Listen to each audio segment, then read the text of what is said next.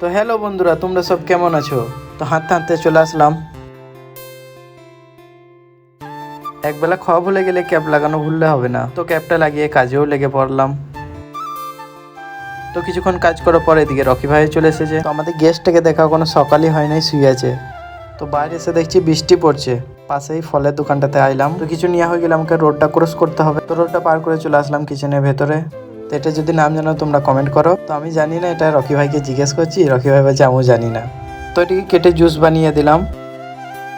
তো ফলটার নাম তো জানি না, ওটাকে জুস বানিয়ে দিলাম। চলো এবার খেয়ে দেখি কেমন। ওটা খেতে ভালোই লাগছে। তো খাওয়ার পর আমি উপরে চলে আসলাম, আর উপরে এসে ফটাফট কাজেও লেগে পড়লাম। কাজ হয়ে গেলে হঠাৎ চোখ যায় ককরোচগুলোর দিকে। দেখা দেখা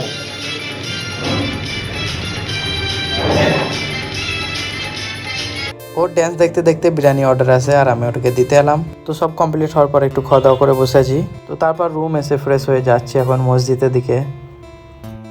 তো নামাজ পড়া হয়ে গেলে আবার চলে আসি ডিউটিতে। আসসালামু আলাইকুম। ওয়ালাইকুম আসসালাম।